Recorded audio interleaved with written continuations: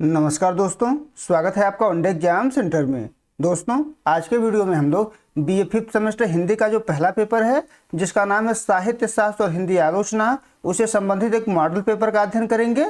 आपका ये जो मॉडल पेपर है कुल 3 खंडों में विभाजित होगा। खंड अ, खंड ब और खंड स। एक एक करके यहाँ पर हम लोग तीनों खंडों का अध्ययन करेंगे। चलिए पहले खंड अ का अध्ययन हम लोग कर लेते हैं। जो आपका खंड अ है इसमें आपसे अति लघुत्तरी प्रश्न पूछे गए हैं और इन प्रश्नों का उत्तर आपको अधिकतम 50 शब्दों में देना है। देख लेते हैं कि इसमें आपसे पहला प्रश्न क्या पूछा गया है। इसमें आपसे जो पहला प्रश्न पूछा गया है वो है काव्य के हेतु कौन कौन से माने गए हैं। यहाँ आपको बताना है कि काव्य हेतु क्या है और उसके कितने प्रकार हैं। तो उत्तर में आप लिखेंगे कि काव्य रचना के कारण को काव्य हेतु कहते हैं। यह 3 प्रकार का होता है, यानी जिसके कारण से कवि काव्य की रचना करता है उसी को काव्य हेतु के नाम से जाना जाता है। और यह 3 प्रकार का होता है। पहला होता है प्रतिभा, दूसरा है व्युत्पत्ति और तीसरा है अभ्यास। जो प्रतिभा होता है यह व्यक्ति के भीतर जन्मजात होता है।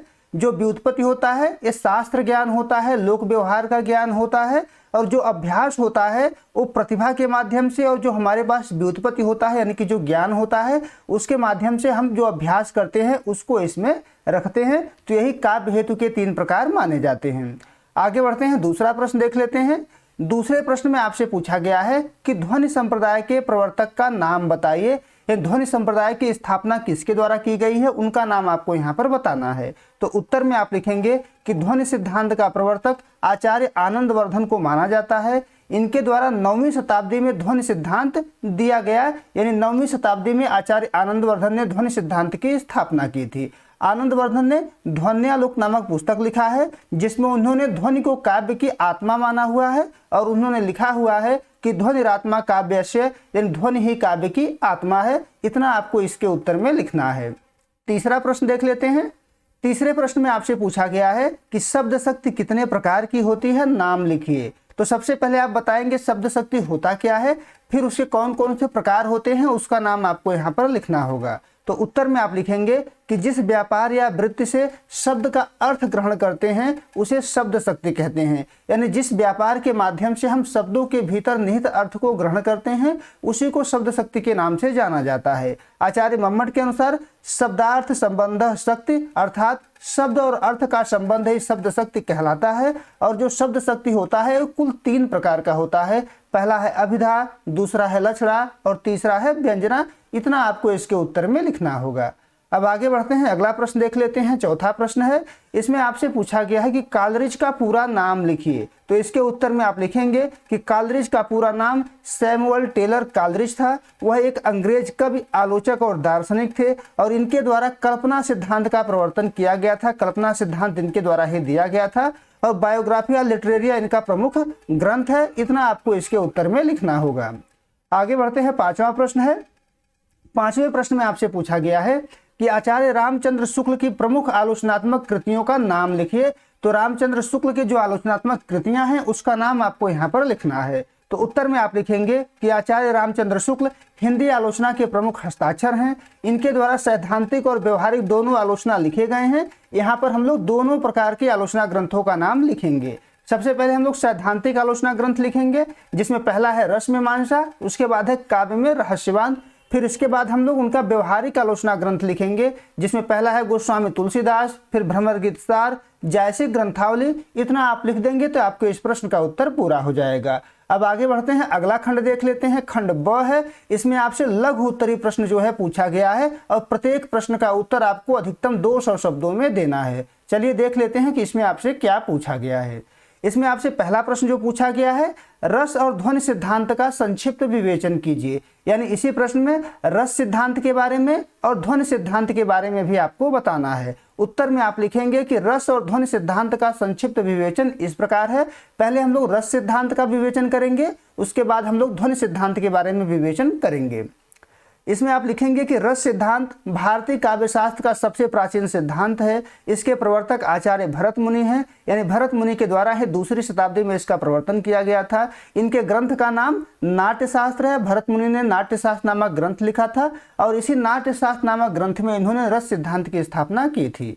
काव्य को पढ़ने, सुनने अथवा नाटक को देखने से प्राप्त होने वाला आनंद ही रस कहलाता है। और रस का व्युत्पत्ति परक अर्थ होता है आस्वाद, यानी जिसका आस्वादन किया जा सके वही रस है। और इस संदर्भ में कहा भी गया है कि रस्यते आस्वाद्यते इति रसः, अर्थात जो आस्वादित किया जा सके वही रस है। आगे आप लिखेंगे कि भरत मुनि रस संप्रदाय के प्रवर्तक हैं। इन्होंने अपने ग्रंथ नाट्य शास्त्र में रस की व्याख्या प्रस्तुत की और उन्होंने लिखा है कि विभावा अनुभाव व्यभिचारी संयोगाद रस निष्पत्ति, अर्थात विभाव, अनुभाव और व्यभिचारी भाव के संयोग से रस की निष्पत्ति होती है। इतना आपको रस सिद्धांत के बारे में लिखना है। आगे बढ़ते हैं। इसके बाद आपको ध्वनि सिद्धांत के बारे में विवेचन करना है।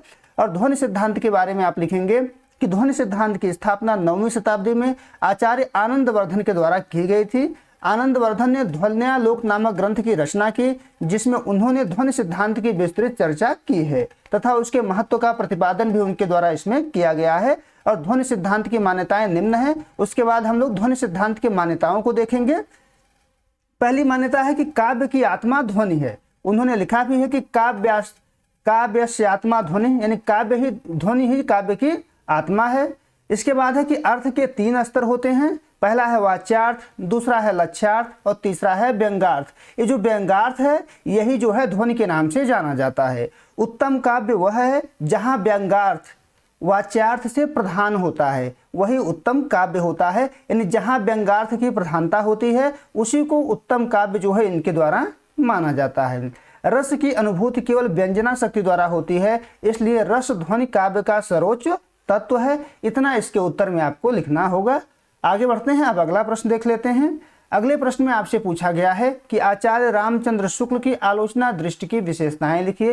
यानी रामचंद्र शुक्ल की आलोचना दृष्टि में कौन कौन सी विशेषता पाई जाती है उसी के बारे में आपको यहाँ पर लिखना है। तो उत्तर में आप लिखेंगे कि आचार्य रामचंद्र शुक्ल की आलोचना दृष्टि हिंदी साहित्य को लोकमंगल और भारतीय सांस्कृतिक मूल्यों के आधार पर देखती है।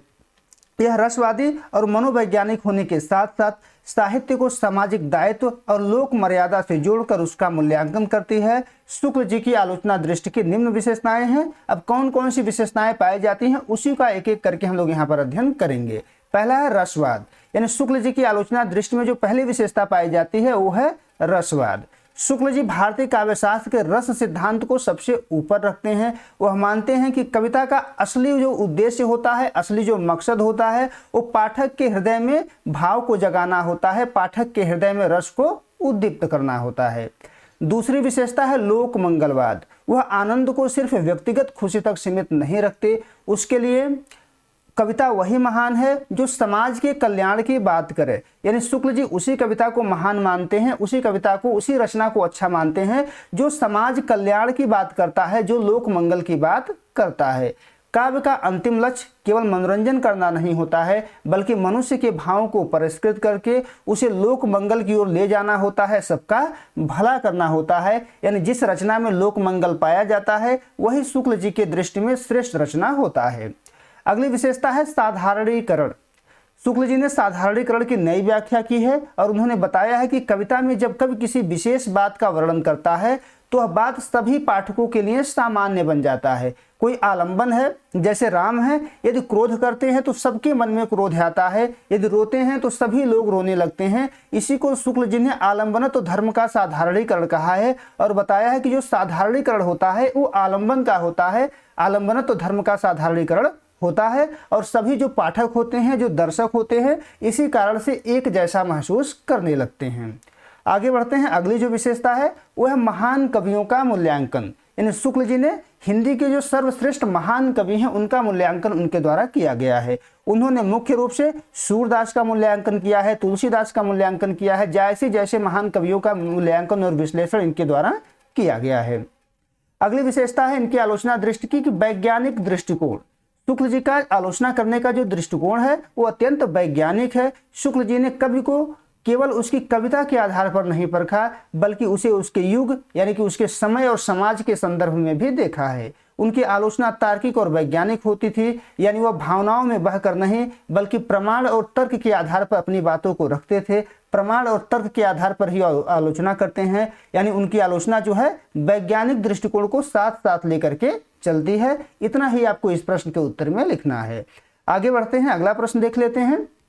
इसमें आपसे पूछा गया है कि रीति सिद्धांत की विशेषताएं लिखिए, यानी रीति सिद्धांत में कौन कौन सी विशेषता पाई जाती है उसी के बारे में आपको यहाँ पर लिखना है। तो उत्तर में आप लिखेंगे कि रीति संप्रदाय के प्रवर्तक आचार्य वामन हैं। इन्होंने अपने ग्रंथ काव्यालंकार सूत्र में रीति का व्यवस्थित विवेचन किया है, यानी आचार्य वामन के द्वारा रीति सिद्धांत की स्थापना की गई है। उन्होंने जो ग्रंथ लिखा हुआ है काव्यालंकार सूत्र, उसी ग्रंथ में उन्होंने रीति सिद्धांत दिया हुआ है। रीति को परिभाषित करते हुए उन्होंने लिखा है कि विशिष्ट पद रचना रीति है, यानी विशिष्ट पद की रचना ही रीति कहलाती है। अब देख लेते हैं कि रीति सिद्धांत में कौन कौन सी विशेषता पाई जाती है। पहली विशेषता देख लेते हैं। पहली विशेषता है कि वामन ने रीतिरात्मा काव्य से कहकर रीति को काव्य की आत्मा माना हुआ है, यानी रीति संप्रदाय के लोगों का मानना है कि रीति ही काव्य की आत्मा है।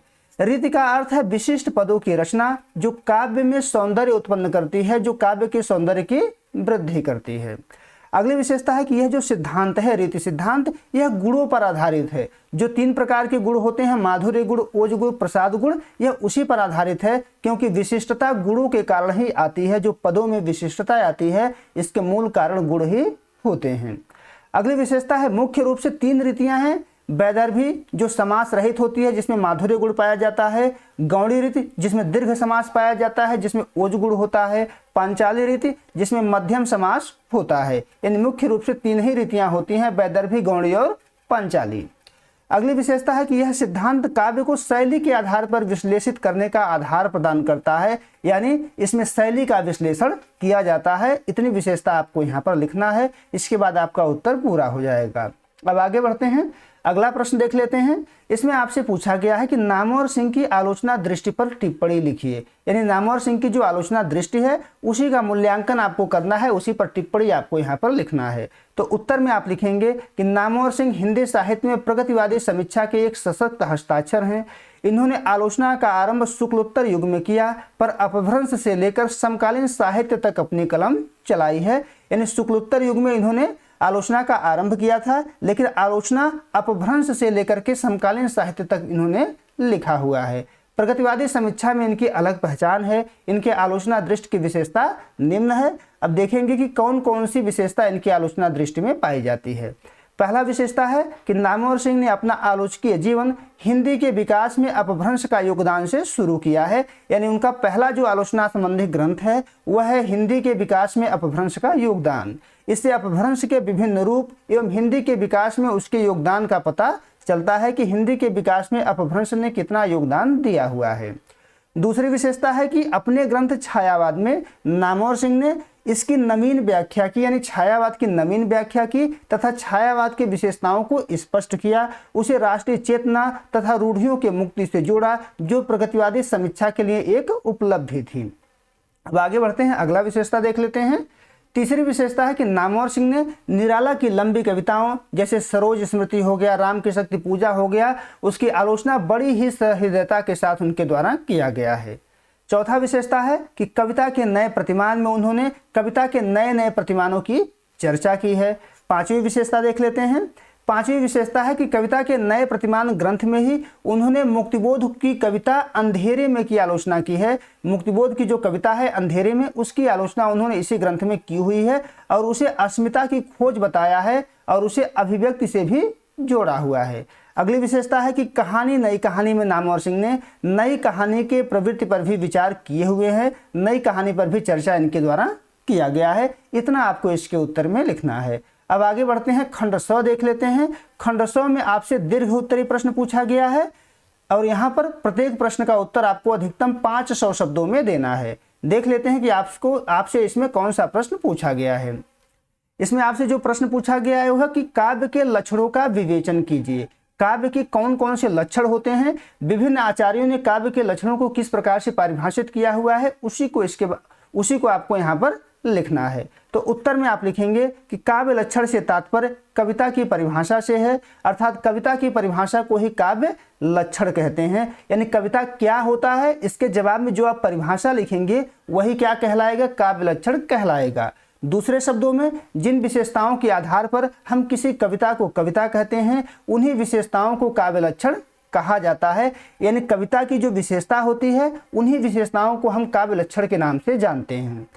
संस्कृत आचार्यों के अनुसार काव्य लक्षण। अब देख लेते हैं कि जो संस्कृत के विभिन्न आचार्य हैं उन्होंने काव्य लक्षण को किस प्रकार से परिभाषित किया हुआ है। इसमें पहला नाम है आचार्य भरत मुनि का।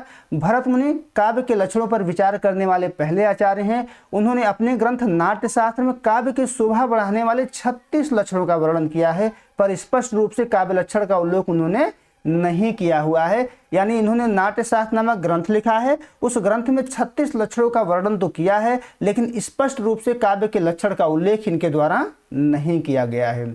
अगला नाम आचार्य भामह का है। इनका समय जो है 6वीं शताब्दी है। काव्य लक्षण का वास्तविक विकास भामह से ही माना जाता है। इन्होंने काव्य लक्षण के संदर्भ में लिखा हुआ है शब्दार्थो सहितो काव्यम, अर्थात शब्द और अर्थ का जो सहभाव होता है उसी को काव्य के नाम से जाना जाता है, ऐसा भामह का मानना है। अगला नाम आचार्य दंडी का है। आचार्य दंडी ने काव्य लक्षण के संदर्भ में लिखा है कि शरीरम ताव दिष्टार्थ व्यवच्छिन्ना पदावली, अर्थात वांछित अर्थ प्रदान करने वाली जो पदावली होती है वो काव्य की शरीर होती है और इसी से कविता का निर्माण होता है, ऐसा इनका मानना है। अगला नाम आचार्य रुद्रट का है।